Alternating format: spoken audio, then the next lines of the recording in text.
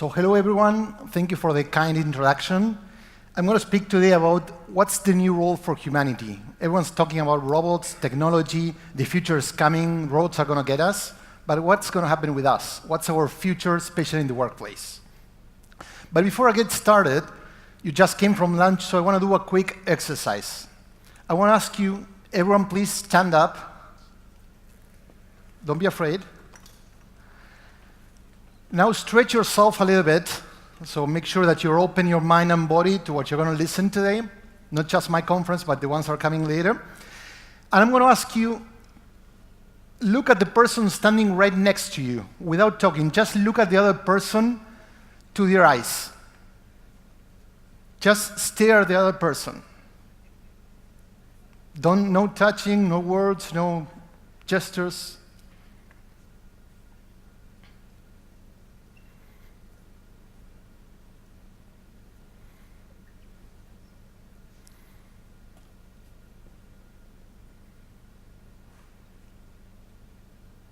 See? Okay, thank you. You see what happens? A lot of people started talking. A lot of people started moving, they felt uncomfortable. Most probably everyone. Why? Because we cannot hide who we are. We cannot hide our human side. And that's the most important thing that we need to be aware of. Every time we are in front of someone else, we want to bring our humanity to place. We're social beings. We like to interact with people.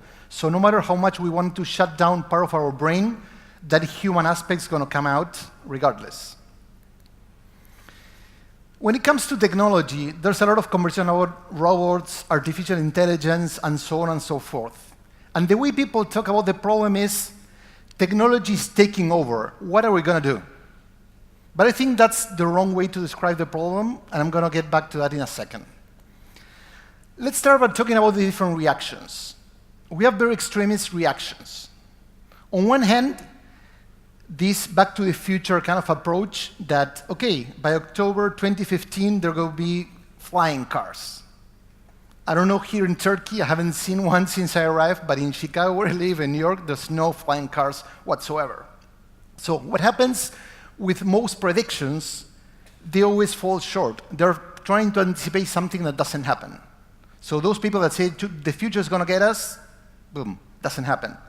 But on the other side, we have a lot of people that are a little bit more skeptical. Oh, the future is never going to arrive. My job is going to be safe forever. Technology is not going to get us. That's another extremist reaction. The point about the future is not the future itself, but how we react to it as human beings. And as I mentioned, we have people that are more the futurists that like to predict with certainty what's going to happen. And then we have the people that are more opposers, they're more in denial, that they are for sure that the future is not going to happen. So not only those reactions are wrong, but both are based out of certainty. One that knows what's going to happen, and the other one that knows what's not going to happen.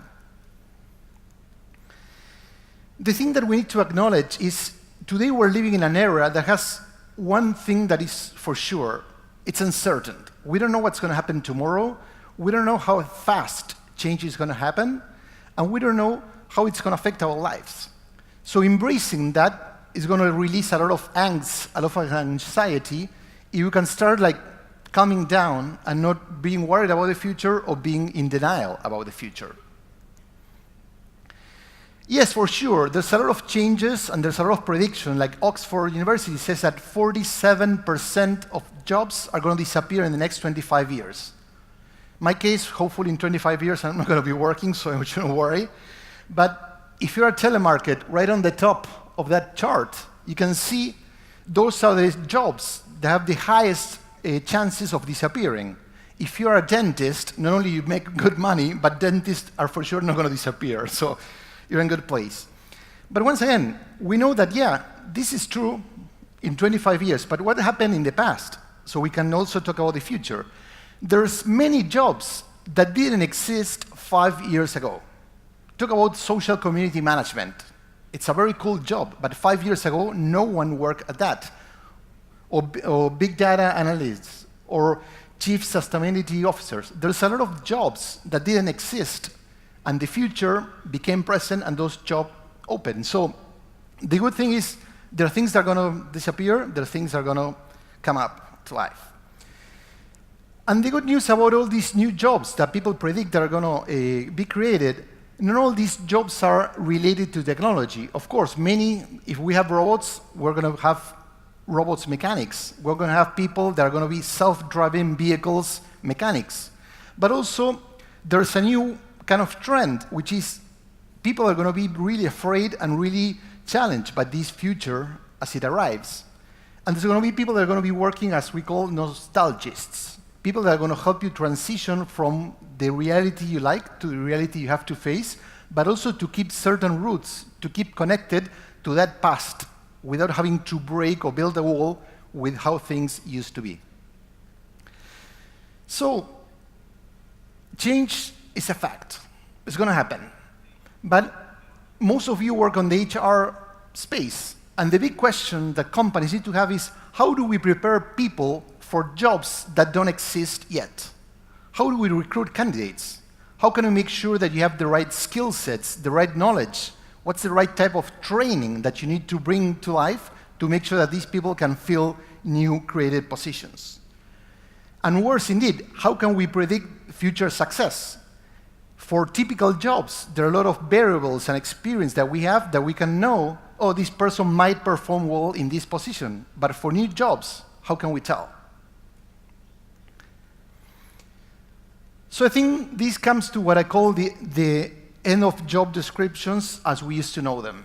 So we need to start rethinking how we recruit people, but also how we define the positions that we're trying to recruit for. In the past, knowledge used to be a very important aspect. Your studies, your background, how much you learn in a job. There's a lot of people, like for example, Deloitte, a consultant firm that have been doing a lot of research, and first they detected that having an MBA didn't correlate to higher performance among their team members. Something that's even worse, they realized that actually people without any degree could perform as well as someone with an MBA or a regular degree. So that's a clear assessment of that.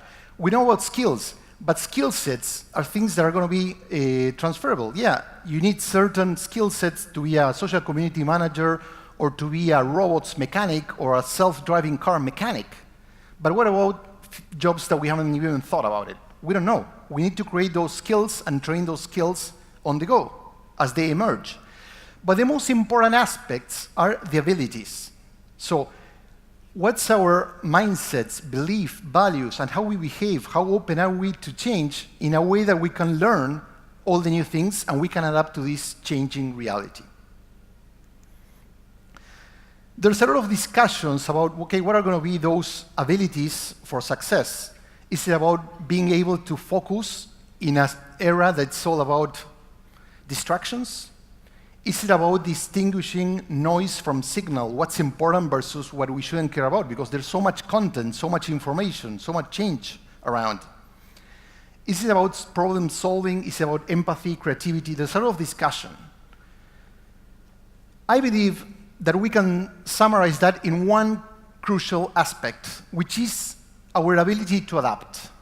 Adaptability, I like to think, it's our new competitive advantage, both as an organization, as an individual. The ability to adapt to an ever-changing and unpredictable world is going to predict our ability to succeed on it. Because we don't know what's going to happen, so we better open our mind, we're able to learn new things and to change and adapt and evolve. There's a formula to adaptability. This is mine. There are many out there. But I think that there are three key principles that we need to train people. And these are not things that you just train them on a workshop or an online course. They take a lot of development, especially the first one. Self-awareness is a very critical aspect for human beings. It's not just about knowing yourself, but knowing what you don't know about yourself, what we call the blind spots. How can you use information from other people to realize your weaknesses, the things that you don't know, the behaviors that you're making that are not necessarily helping you grow as an individual?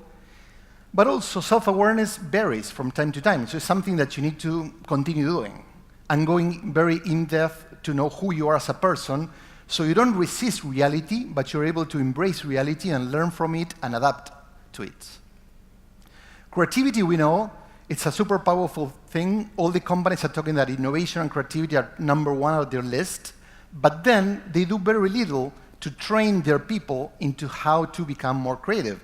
So people are not going to be creative because you just tell them to do so. It requires a lot of environment things like creating safety, psychological safety, trust, how do you deal with experimenting as a company, but also to train people to develop their creative minds. And last but not least, resilience.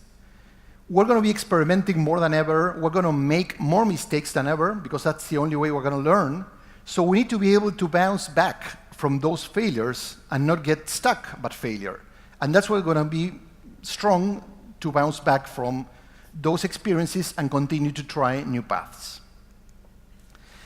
So adapting to this uncertain workplace required to move from a workplace that is defined around jobs. You know, we used to have job descriptions, role, very structured titles, to a more flexible approach because people are going to play more than one role in the organization. Instead of having a fixed title and a fixed position in the future, and today we're seeing that a lot in many companies, people are going to play different roles, building on their abilities. So job safety is not necessarily an asset, it's more about the need to be challenged. People are quitting jobs because they don't feel that their managers and their companies are challenging them enough. And in order to be resilient and change fit, you need to be challenged. Careers no longer linear, people are going to evolve in different positions, not just lateral moving, but diagonal moving to different places that has nothing to do with what they study for.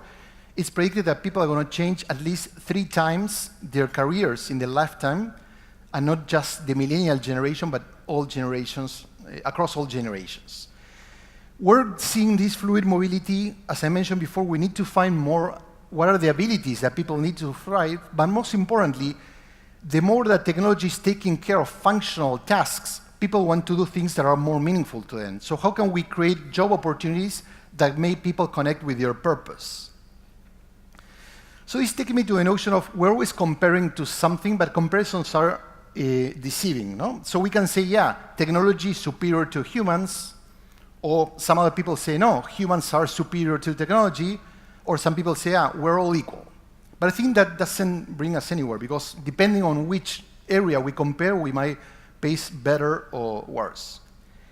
So the answer is basically we're equal, we're inferior, and we're superior, which drive us to collaboration. The integration of those three is we need to integrate technology into being humans, not compete or compare against that. So basically, if we reframe the problem, it's how might technology bring out the best of being humans? So if technology and humans were to have a baby, what would that baby be? What would happen? And that's basically what we need to start thinking, not being in denial of technology or fighting technology, but basically how can we help technology to focus on being the best we can be as human beings. And one thing to keep in mind is we see a lot of trends about where technology is taking us, but through humanity, we always observe that every trend creates a counter trend. So we wanted to be always on, all email, iPad, phone, having access to internet all the time, but now we're seeing a counter trend where people are looking to be unplugged. There's a lot of movement, especially in the US, about being mindful about your phone and how you use it and stop checking emails all the time and blah, blah, blah. In France, now there's a law that forbids companies to send work emails during the weekend so people can have that space for themselves to reflect and relax and whatever. So we don't need to panic when we see that the world is moving towards one end, because then we're going to go unbalanced. That's who we are. We're always looking for balance. Craft is a perfect example. So there's a lot of automation regarding coffee, but then people go to certain places in New York, in Chicago, and they pay $4 a dollar because the guy is weighing the grain, the beans, the coffee beans before he prepares the coffee, because we value the craft, that handmade. The same happens with style. Yeah, we have robots that can do a tattoo, but this guy is cooler, he has his personality, I like him, and I want to go with him. The same with experiences. We have a lot of travel websites that can help us book our travel packages, blah, blah. But people are looking for experiences, so we need to create more customized travel experiences, not just the usual packages. The same with our hands. The more technology, the more development we are, the more we want to do things with our hands. So there's a lot of growing trends about people building their own clothes, building furniture, and doing stuff with their hands. So somehow the workplace removed humanity because we believed that being human wasn't cool. So we try everyone to be perfect, to think the same, to be like robots, and we need to recover that essence, no? And the key question then is, what makes us unique? As human beings, what can we bring to the workplace to complement what technology and robots are going to bring in the future or are bringing today?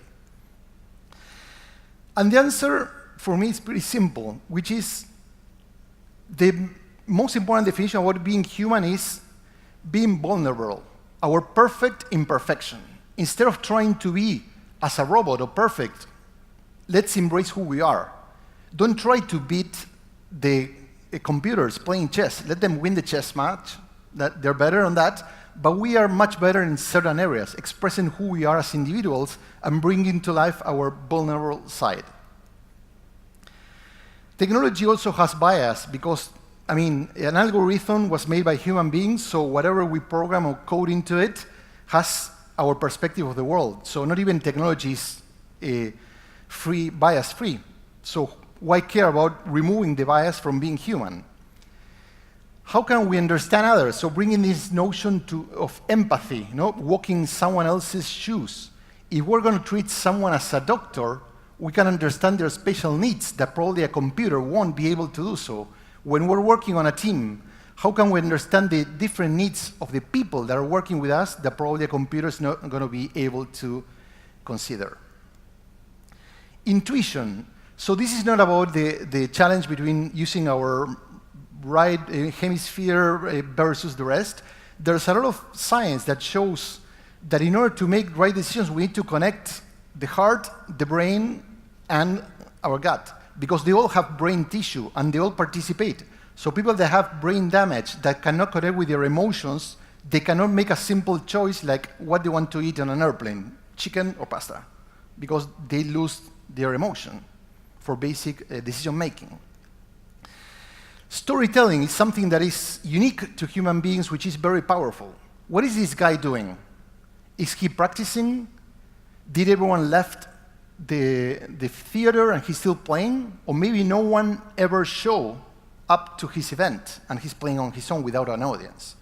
So that's the power of stories. With an image, we can create as many stories as we want. And that makes us unique because people connect to those stories. They don't remember facts, charts. They connect to those personal and human aspects of storytelling. The same happens with curiosity. This ability to see things that are unconnected and to find a common thread and to bring them to life. Or diversity of thinking. When we're building teams, we don't want people to think all the same. We want people to bring their personalities, their backgrounds, different beliefs. The richer teams are those that have people that are completely different, and they challenge each other, and then the overall creativity and ideas gets better. So they bring their personalities to the team. Also, I mentioned one key aspect of being vulnerable is making mistakes. And we need to embrace mistakes more and more because we're going to have to experiment even more as organizations. This path to exploration, get lost with a purpose, get lost to find something. Like penicillin was invented out of a mistake. A doctor arrived from vacation and found that fungus there and saw that it was eating bacteria. And that's how he started testing and discovered something that became the first natural antibiotic. So, in a nutshell, we know for sure that the future is certain. That's the only thing that we know. The rest, who knows what's going to happen. And instead of trying to compete against technology, against the future, we need to collaborate and integrate and be partners and embrace what they're better at, what they're worse at, what they're equal at. Adaptability, our mindset, how we understand reality, how we understand the changes and what we do about it, it's a critical competitive advantage. And being vulnerable is not a weakness, as many people think, especially when it comes to work, but it's an asset that we need to get back and recover its value. So once again, the future is uncertain. Adaptability will turn it into your best friend. So thank you very much.